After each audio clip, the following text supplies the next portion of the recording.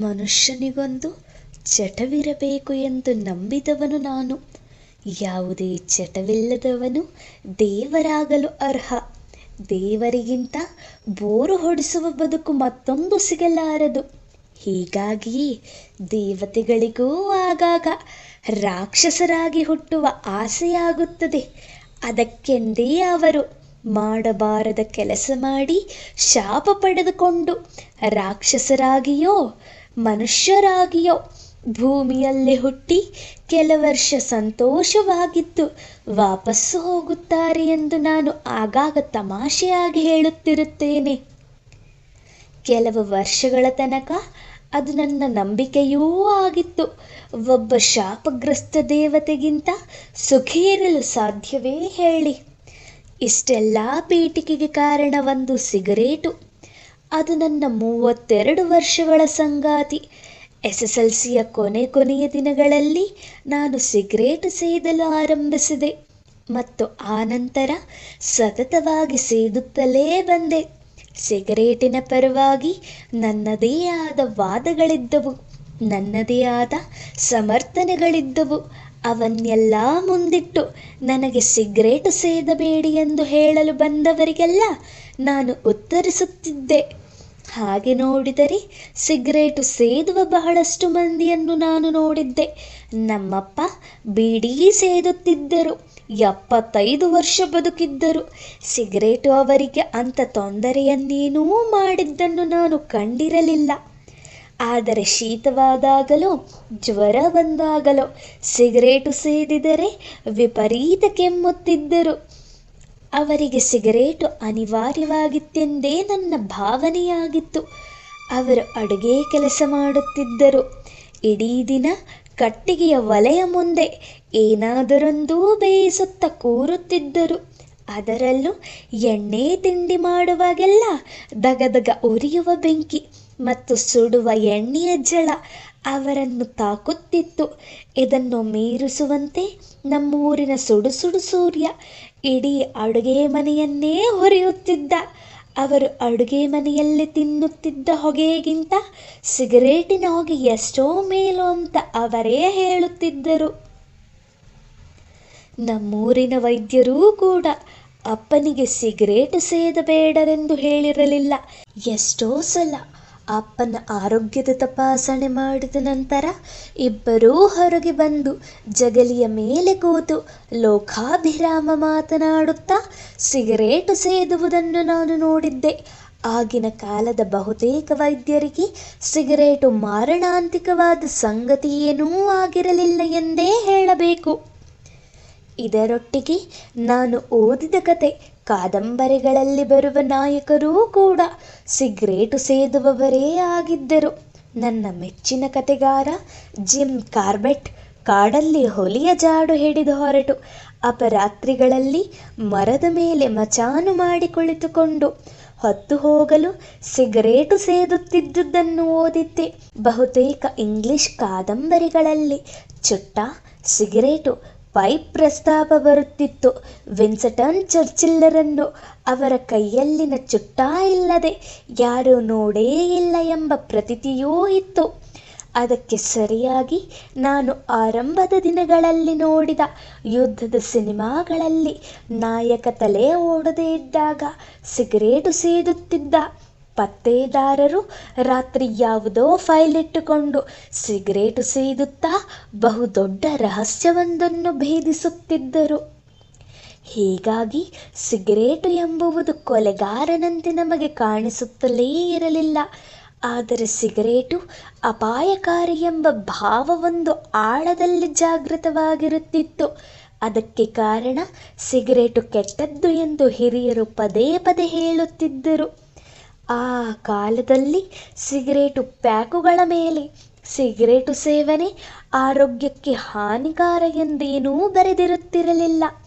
ಆದರೆ ಮಕ್ಕಳು ಹೆತ್ತವರಿಗೆ ಗೊತ್ತಾಗದಂತೆ ಕದ್ದು ಮುಚ್ಚಿಯೇ ಸಿಗರೇಟು ಸೇದಬೇಕಾಗಿತ್ತು.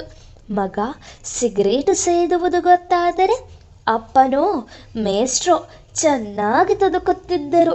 ಆ ಭಯಕ್ಕೆ ನಾವೊಂದಷ್ಟು ಮಂದಿ ಗುಟ್ಟಾಗಿ ಸಿಗರೇಟು ಸೇದಿ ನಂತರ ಬಾಯಿ ವಾಸನೆ ಹೋಗಲೆಂದು ಏಲಕ್ಕಿಯನ್ನು ಲವಂಗವನ್ನು ಜಗಿಯುತ್ತಿದ್ದೆವು. ಇದು ಎಷ್ಟರ ಮಟ್ಟಿಗೆ ಜಾಹೀರಾಯಿತು ಎಂದರೆ, ಸುಮ್ಮನೆ ಏಲಕ್ಕಿ ಜಗಿದವನನ್ನು ಸಿಗರೇಟು ಸೇದುತ್ತಾನೆಂದು ಹಿರಿಯರು ಅನುಮಾನಿಸುತ್ತಿದ್ದರು. ನನ್ನ ಗೆಳೆಯನೊಬ್ಬ ಸಿಗರೇಟಿನ ವಾಸನೆ ಹೊಡೆಯದೇ ಇರಲು ಬಾಯಿಯೊಳಗೆ ಸೋಪು ಹಾಕಿ ಚೆನ್ನಾಗಿ ತೊಳೆಯುತ್ತಿದ್ದ. ಆದರೆ ಅದು ಎಷ್ಟು ಭಯಂಕರವಾಗಿರುತ್ತಿತ್ತು ಎಂದರೆ, ಆ ಕಷ್ಟಕ್ಕೆ ಸಿಗರೇಟು ಸೇದುವುದೇ ಬೇಡ ಅನ್ನಿಸುತ್ತಿತ್ತು. ಸಾಮಾನ್ಯವಾಗಿ ಎಲ್ಲರೂ ಸಹವಾಸ ದೋಷದಿಂದ ಕೆಡುತ್ತಾರೆ ಎನ್ನುವ ಮಾತಿದೆ. ನನ್ನ ವಿಚಾರದಲ್ಲಿ ಹಾಗೇನೂ ಆಗಲಿಲ್ಲ. ನನ್ನ ಗೆಳೆಯರು ಯಾರೂ ಸಿಗರೇಟು ಸೇದುತ್ತಿರಲಿಲ್ಲ. ಸಿಗರೇಟು ಕೊಳ್ಳುವಷ್ಟು ಹಣವೂ ಅವರ ಬಳಿ ಇರಲಿಲ್ಲ. ನಾನು ಅವರಿಗಿಂತ ಬಡವನಾಗಿದ್ದೆ. ಬಹುಶಃ ಬಡತನವೇ ನನಗೆ ಸಿಗರೇಟು ಸೇದುವುದಕ್ಕೆ ಪ್ರೇರಣೆ ನೀಡಿತೆಂದು ಹೇಳಬೇಕು. ನಾನು ಚಪ್ಪಲಿಯಿಲ್ಲದೆ ಮಾಸಿದ ಅಂಗಿ ಚಡ್ಡಿ ತೊಟ್ಟುಕೊಂಡು ಶಾಲೆಗೆ ಹೋಗುತ್ತಿದ್ದರೆ ನನ್ನ ಓರಗೆಯ ಮಕ್ಕಳನೇಕರು ಪ್ಯಾಂಟು ಶರ್ಟ್ ತೊಟ್ಟು ಬರುತ್ತಿದ್ದರು. ನಮ್ಮೂರಿನ ಶ್ರೀಮಂತರು ಜರ್ಬಾಗಿ ಬಟ್ಟೆ ತೊಟ್ಟುಕೊಂಡು ನಡೆದಾಡುತ್ತಾ ನಮ್ಮನ್ನೆಲ್ಲ ಕ್ರಿಮಿಗಳಂತೆ ಕಾಣುತ್ತಿದ್ದರು. ಬಹುಶಃ ಅವರ ನಡುವೆ ನಮ್ಮ ಅಸ್ತಿತ್ವವನ್ನು ಸ್ಥಾಪಿಸಿಕೊಳ್ಳಲಿಕ್ಕೆಂದೇ ನಾವು ಸಿಗರೇಟಿನ ಮೊರೆ ಹೋದೆವೆಂದು ಕಾಣುತ್ತದೆ.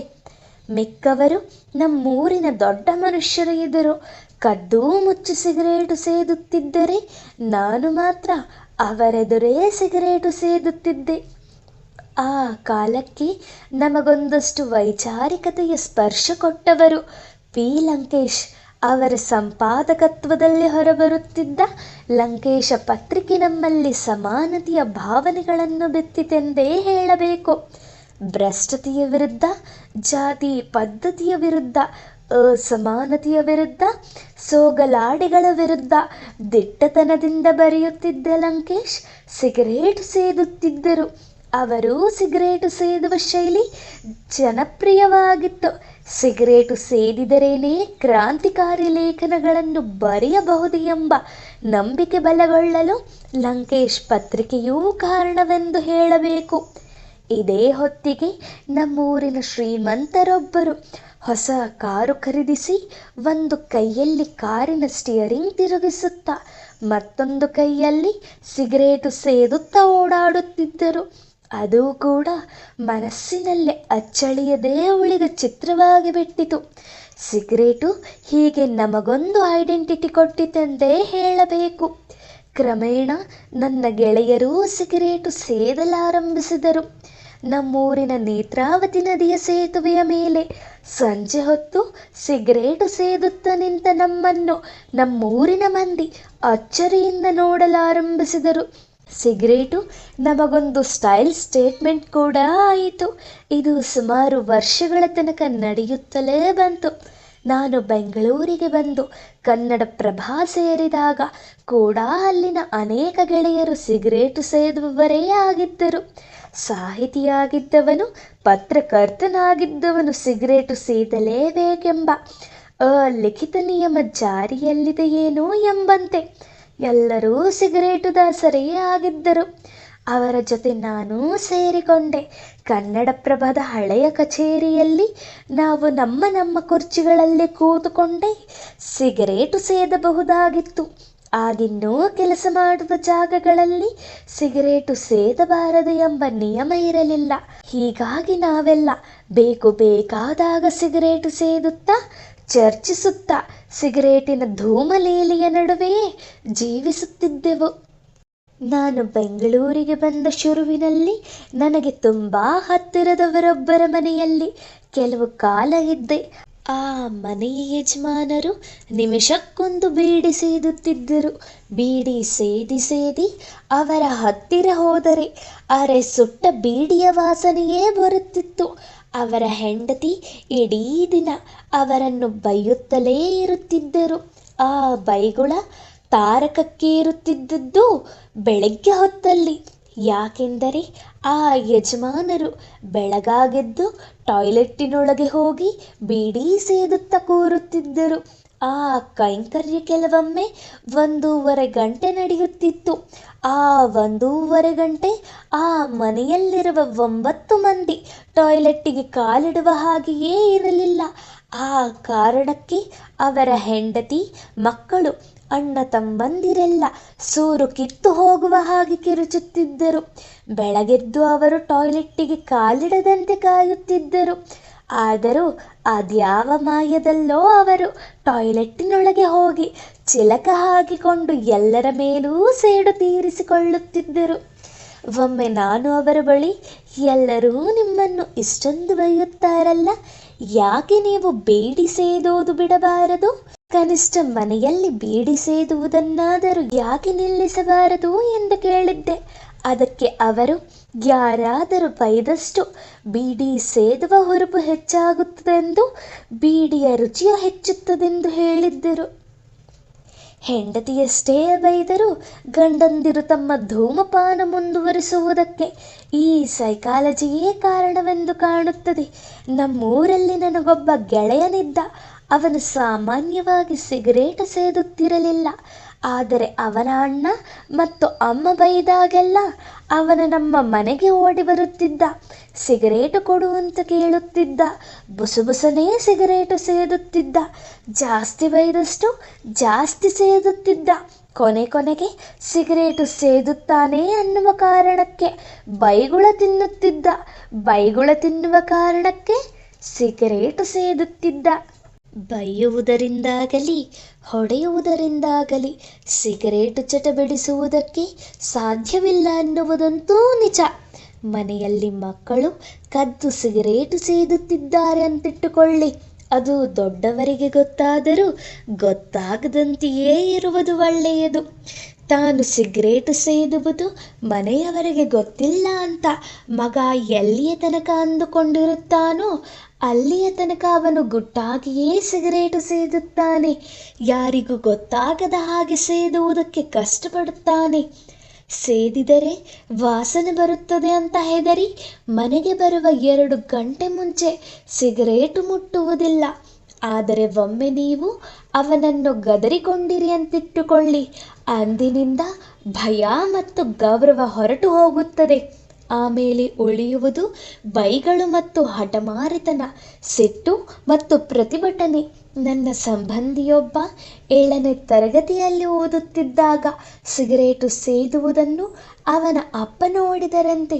ಅವರು ಸಿಕ್ಕಾಪಟ್ಟೆ ಸಿಗರೇಟು ಸೇದುತ್ತಿದ್ದವರೇ ಆಗಿದ್ದರು. ಮಗ ಸಿಗರೇಟು ಸೇದುವುದನ್ನು ನೋಡುತ್ತಿದ್ದಂತೆ ಅವರು ಕೆಂಡಾಮಂಡಲ ಸಿಟ್ಟಾಗಿ ಅವನಿಗೆ ಬೈದರು. ಮಗ ಆಮೇಲೂ ಸಿಗರೇಟು ಸೇದುತ್ತಿದ್ದ. ಒಂದು ದಿನ ಅವನನ್ನು ಕರೆದು ಒಂದು ಬೆಂಕಿ ಪೊಟ್ಟಣದಷ್ಟು ಕಡ್ಡಿಗಳನ್ನು ಮುಷ್ಟಿಯಲ್ಲಿ ಹಿಡ್ಕೊಂಡು ಗಿರಿ ಮಗನ ಬಲ ಅಂಗೈ ಮೇಲಿಟ್ಟು ಸುಟ್ಟರು. ಅದಾಗಿ 3 ವರ್ಷಕ್ಕೆ ಅವನು ದಿನಕ್ಕೆ 30 ಸಿಗರೇಟು ಸೇದುತ್ತಿದ್ದ, ಕುಡಿಯುತ್ತಿದ್ದ. ಅಪ್ಪ ಎದ್ದಿರುವಷ್ಟು ಹೊತ್ತು ಮನೆಗೆ ಹೋಗುತ್ತಿರಲಿಲ್ಲ. ಇನ್ನೊಂದು ಸಾರಿ ಸಿಗರೇಟಿನ ಬಗ್ಗೆ ಮಾತನಾಡಿದರೆ ಮನೆ ಬಿಟ್ಟು ಹೋಗುವುದಾಗಿ ಬೆದರಿಸಿದ.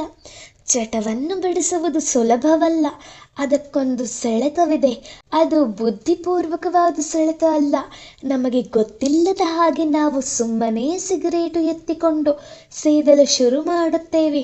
ಮಕ್ಕಳು ಬೆರಳು ಚೀಪುವಂತೆ, ಕೆಲವರು ಸುಮ್ಮನೆ ಕಂಡಲ್ಲಿ ಉಗಿಯುವಂತೆ, ಜಾರದ ಪ್ಯಾಂಟನ್ನು ಪದೇ ಮೇಲೆಳೆದುಕೊಳ್ಳುವಂತೆ ಅದೊಂದು ಅಭ್ಯಾಸವಾಗಿ ಆಂಗಿಕ ಚೇಷ್ಟೆಯ ರೂಪದಲ್ಲೂ ಜಾಗೃತವಾಗಿರುತ್ತದೆ.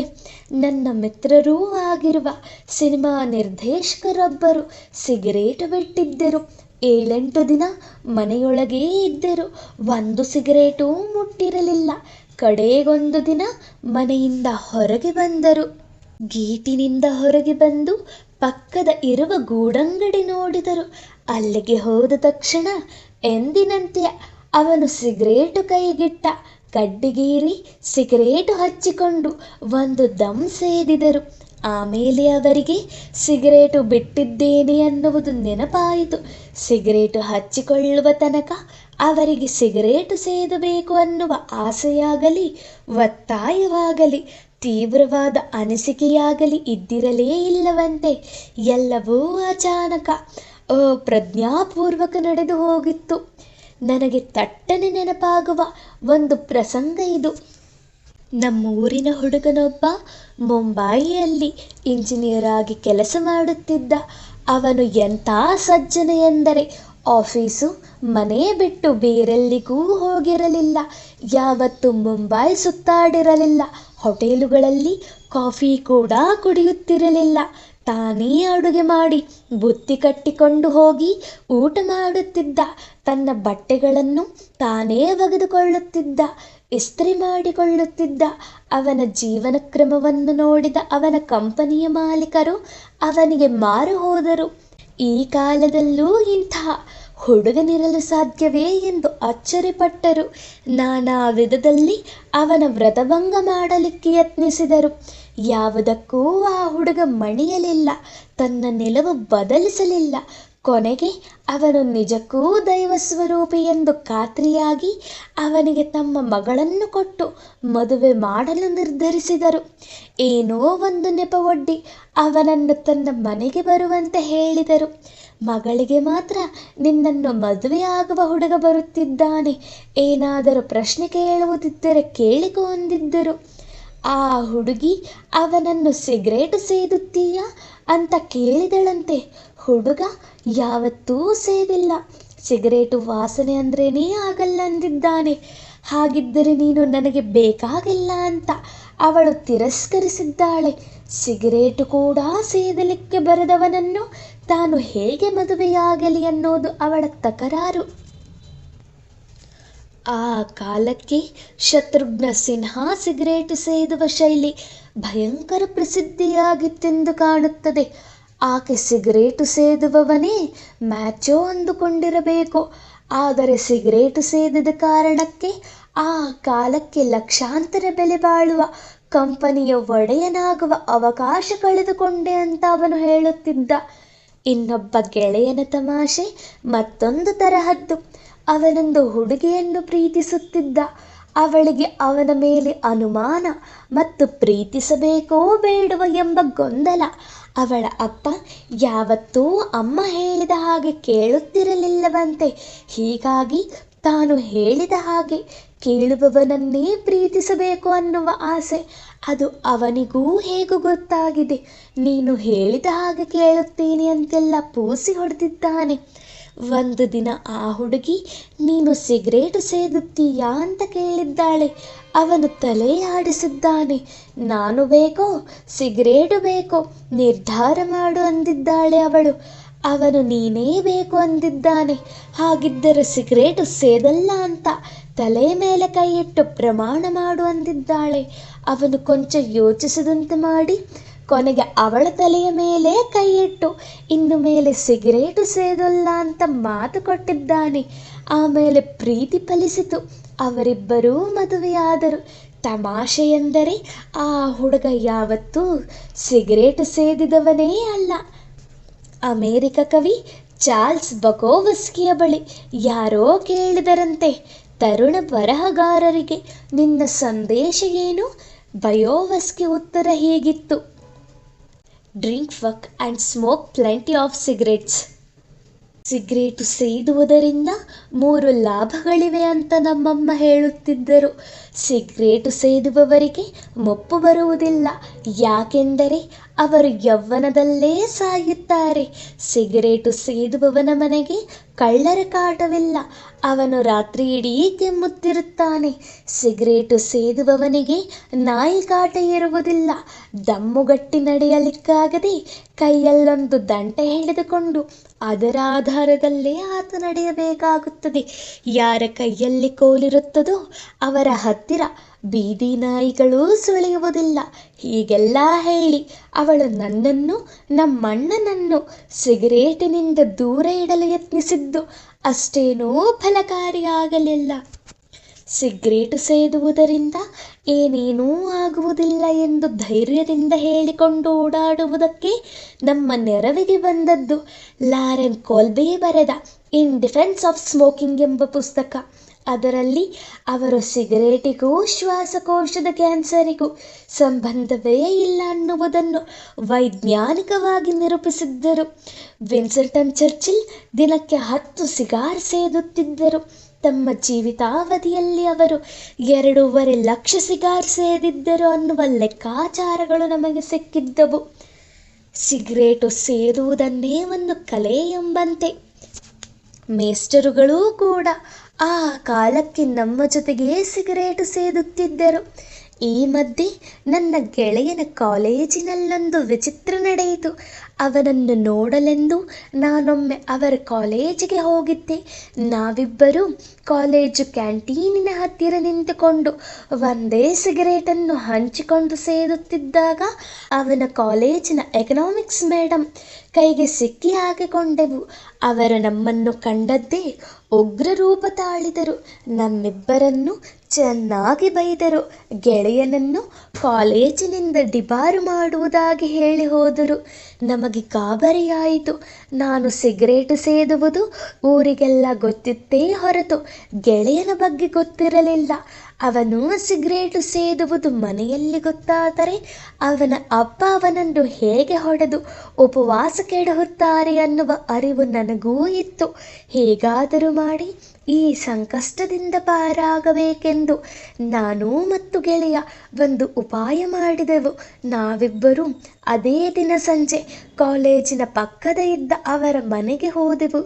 ಉತ್ತರ ಕರ್ನಾಟಕದವರಾದ ಆ ಎಕನಾಮಿಕ್ಸ್ ಮೇಡಮ್ ಏಕಾಂಗಿಯಾಗಿ ವಾಸ ಮಾಡುತ್ತಿದ್ದರು. ಅವರಿಗಿನ್ನು ಮದುವೆ ಆಗಿರಲಿಲ್ಲ. ನಾವು ಪಾಪದ ಹುಡುಗರಂತೆ ಅವರ ಮನೆಗೆ ಹೋದೆವು. ನಮ್ಮನ್ನು ಕೆಕ್ಕರಿಸಿ ನೋಡಿದ ಅವರ ಮುಂದೆ ಕೈ ಮುಗಿದು ನಿಂತು, ನನ್ನ ಗೆಳೆಯನ ತಪ್ಪೇನೂ ಇಲ್ಲ, ನಾನೇ ಸಿಗರೇಟು ಸೇದಿಸಿದ್ದು, ಅವನು ಬೇಡ ಎಂದರೂ ನಾನೇ ಒತ್ತಾಯ ಮಾಡಿದ್ದು ಅಂತೆಲ್ಲ ಹೇಳಿ ಆರೋಪವನ್ನು ನನ್ನ ಮೇಲೆ ಹೊರಿಸಿಕೊಂಡೆ. ಪರಿಪರಿಯಾಗಿ ವಿನಂತಿಸಿದ ಮೇಲೆ ಅವರು ನಮ್ಮಿಬ್ಬರನ್ನೂ ಕುಳಿತುಕೊಳ್ಳಲು ಹೇಳಿದರು. ಸಿಗರೇಟು ಕೆಟ್ಟದ್ದು ಅನ್ನುವ ಬಗ್ಗೆ ಉಪದೇಶ ಕೊಟ್ಟರು. ಅಷ್ಟಕ್ಕೂ ಏನು ಸಿಗುತ್ತೆ ಸಿಗರೇಟು ಸೇದಿದಾಗ ಅಂತ ಕೇಳಿದರು. ನನಗೆ ಏನೂ ಹೇಳಲಿಕ್ಕೂ ಗೊತ್ತಾಗದೆ ಸಿಗರೇಟು ಸೇದಿದಾಗ ಉಲ್ಲಾಸ ಬರುತ್ತದೆ ಅಂತ ಸುಳ್ಳು ಬಿಟ್ಟೆ. ಹೌದಾ, ನೋಡಿಯೇ ಬಿಡೋಣ ಅಂತ ಹೇಳಿ ಅವರು ಎಲ್ಲಿ ಒಂದು ಸಿಗರೇಟು ಸೇದು ನೋಡೋಣ ಅಂದರು. ನಾನು ತಡವರಿಸಿದೆ. ಸೇದು ಅಂತ ಎತ್ತರದ ದನಿಯಲ್ಲಿ ಹೇಳಿದರು. ಅವರ ಗರ್ಜನೆಗೆ ಬೆದರಿ ನಾನು ಗೆಳೆಯನ ಮುಖ ನೋಡಿದೆ. ಅವರು ಮತ್ತೊಮ್ಮೆ ಸೇದು ಅಂದರು. ನಾನು ಭಯದಿಂದಲೇ ಸಿಗರೇಟು ಹಚ್ಚಿಕೊಂಡೆ. ಅದೇನೋ ಮೂಗಲ್ಲಿ ಹೊಗೆ ಬಿಡ್ತಾರಂತಲ್ಲ, ಬಿಡು ನೋಡೋಣ ಅಂದರು. ಅದನ್ನೂ ಮಾಡಿದೆ. ಉಲ್ಲಾಸ ಬಂತೋ ಅಂತ ಕೇಳಿದರು. ನಾನು ಪೆದ್ದನಂತೆ ನಕ್ಕೆ. ಕೊಡಿಲ್ಲಿ, ಅದೇನು ಉಲ್ಲಾಸ ಬರುತ್ತೋ ನಾನೂ ನೋಡ್ತೀನಿ ಅಂತ ನನ್ನ ಕೈಯಿಂದ ಸಿಗರೇಟು ಕಸಿದುಕೊಂಡು ಅವರು ನಮ್ಮೆದುರೇ ಒಂದು ದಮ್ಮು ಎಳೆದರು. ಮೂಗಲ್ಲಿ ಬಿಡೋದು ಹೇಗೆ ಅಂತ ಕೇಳಿದರು. ಹೇಳಿಕೊಟ್ಟೆ. ಹೊಗೆ ನುಂಗಲು ಯತ್ನಿಸಿ ಕೆಮ್ಮಿದರು. ಉಲ್ಲಾಸ ಬರಲ್ಲ, ಬರೀ ಕೆಮ್ಮು ಬರುತ್ತೆ ಅಷ್ಟೆ. ಇನ್ನೊಂದು ಸಲ ಸಿಗರೇಟ್ ಸೇದಿದರೆ ನಿನ್ನ ಅಪ್ಪನನ್ನು ಕರೆಸ್ತೇನೆ ಅಂತ ಗೆಳೆಯನಿಗೆ ಹೇಳಿ ನಮ್ಮಿಬ್ಬರನ್ನು ಮನೆಯಿಂದಾಚೆ ಕಳಿಸಿದರು. ಮಾರನೆಯ ವರ್ಷ ಆಕಸ್ಮಿಕವಾಗಿ ಅವರಿಗೂ ನಮ್ಮ ಕಾಲೇಜಿನ ಸೋಷಿಯಾಲಜಿ ಉಪನ್ಯಾಸಕರಿಗೂ ಮದುವೆ ಗೊತ್ತಾಯಿತು. ಮದುವೆಗೆ ಹೋದ ನಮ್ಮನ್ನು ತೋರಿಸುತ್ತಾ ಮೇಡಮ್ಮು ಜೋರಾಗಿ ನಕ್ಕರು. ಜೀವನದಲ್ಲಿ ಒಂದೇ ಒಂದು ಸಲ ಸಿಗರೇಟಿನ ರುಚಿ ನೋಡಬೇಕು ಅನ್ನುವ ಆಸೆಯನ್ನು ನಮ್ಮ ಮೂಲಕ ತೀರಿಸಿಕೊಂಡದ್ದನ್ನು ನಮ್ಮ ಹತ್ತಿರ ಹೇಳಿಕೊಂಡು ನಾವು ಅವತ್ತು ಎಷ್ಟು ಪಾಪದ ಹುಡುಗರಂತೆ ಭಯದಿಂದ ನಿಂತಿದ್ದೆವು ಅನ್ನುವುದನ್ನು ಅಭಿನಯಿಸಿ ತೋರಿಸಿದರು. ಸಿಗರೇಟಿನ ಕುರಿತು ಬರೆಯುವುದಕ್ಕೆ ನನಗೆ ಮೂಲತಃ ವಿಪರೀತ ಭಯ.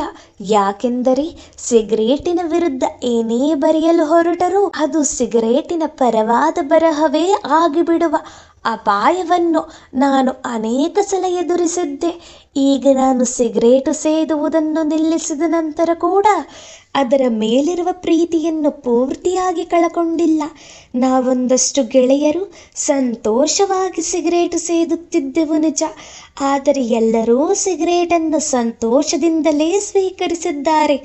ಪ್ರೀತಿಯಿಂದಲೇ ಸಿಗರೇಟು ಸೇದುತ್ತಿದ್ದಾರೆ ಅಂತಲೇ ನಾನು ಭಾವಿಸಿದ್ದೆ. ಆದರೆ ಕ್ರಮೇಣ ನನ್ನ ಗೆಳೆಯರ ಪೈಕಿ ಅನೇಕರಿಗೆ ಸಿಗರೇಟಿನ ಬಗ್ಗೆ ಸಿಟ್ಟಿದೆ. ಅವರಿಗೆ ಸಿಗರೇಟು ಸೇದುವುದನ್ನು ನಿಲ್ಲಿಸಬೇಕು ಅನ್ನುವ ಆಸೆ ಇದೆ. ಆದರೆ ಅದನ್ನು ನಿಲ್ಲಿಸುವುದಕ್ಕೆ ಅವರಿಗೆ ಸಾಧ್ಯವಾಗುತ್ತಿಲ್ಲ ಎಂಬುದು ನನಗೆ ಗೊತ್ತಾಗುತ್ತಾ ಹೋಯಿತು. ಇದು ನನಗೆ ಆದ ಮೊದಲ ಆಘಾತ. ಯಾಕೆಂದರೆ ಮನಸ್ಸಿಗೆ ಇರುವ ಹತೋಟಿಯ ಬಗ್ಗೆ ನಂಬಿಕೆ ಇಟ್ಟಿರುವ ನಾನು ನನ್ನ ಇಚ್ಛೆಗೆ ವಿರುದ್ಧವಾಗಿ ಏನನ್ನೂ ಮಾಡಿದವನಲ್ಲ.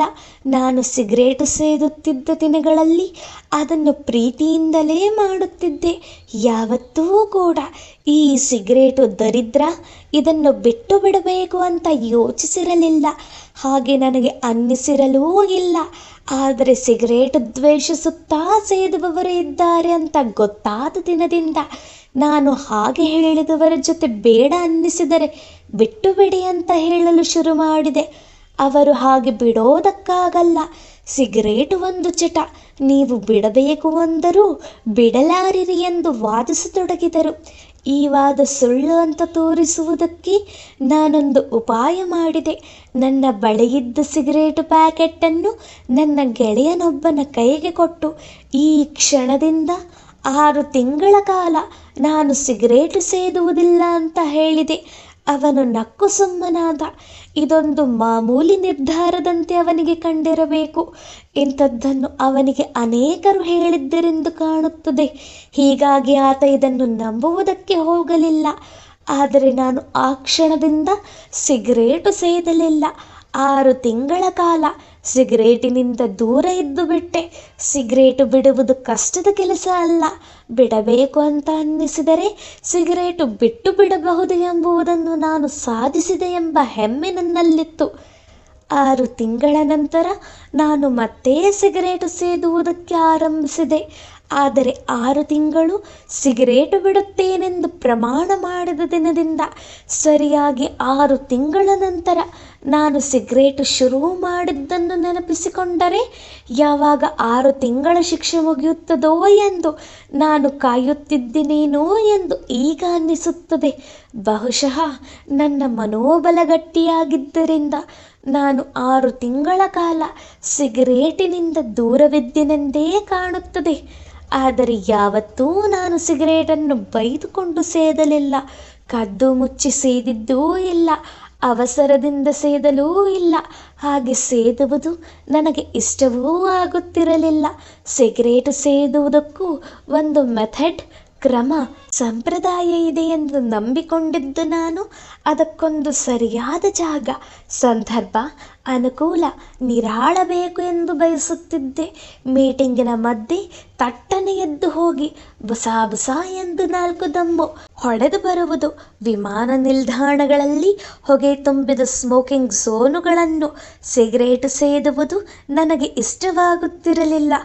ಸಿಗರೇಟು ಸೇದುವುದಕ್ಕೊಂದು ಧ್ಯಾನಸ್ಥ ಸ್ಥಿತಿ ಬೇಕು ಅಂತಲೇ ನಾನು ವಾದಿಸುತ್ತಿದ್ದೆ. ಇಷ್ಟೊಂದು ಸಿಗರೇಟನ್ನು ಪ್ರೀತಿಸುವ ನಾನು ಸಿಗರೇಟು ಹೇಗೆ ಬಿಟ್ಟೆ ಅನ್ನುವುದನ್ನು ಹೇಳಬೇಕು. 2013 ಮೇ 1 ನಮ್ಮಣ್ಣ ತೀರಿಕೊಂಡ. ಅವನಿಗೆ ಶ್ವಾಸಕೋಶದ ಕ್ಯಾನ್ಸರ್ ಆಗಿತ್ತು. ಆತ ಬೀಡಿ ಸೇದುತ್ತಿದ್ದ. ದಿನಕ್ಕೆ 25ರಿಂದ 50 ಬೀಡಿ ಸೇದುತ್ತಿದ್ದ. ಆತನಿಗೆ ಶ್ವಾಸಕೋಶದ ಕ್ಯಾನ್ಸರ್ ಬಂದಿದ್ದು ಬೀಡಿ ಸೇದಿದ್ದರಿಂದಲೋ ಅಥವಾ ಬೇರೆ ಕಾರಣದಿಂದಲೋ ಅನ್ನುವುದು ನನಗೆ ಸ್ಪಷ್ಟವಿಲ್ಲ.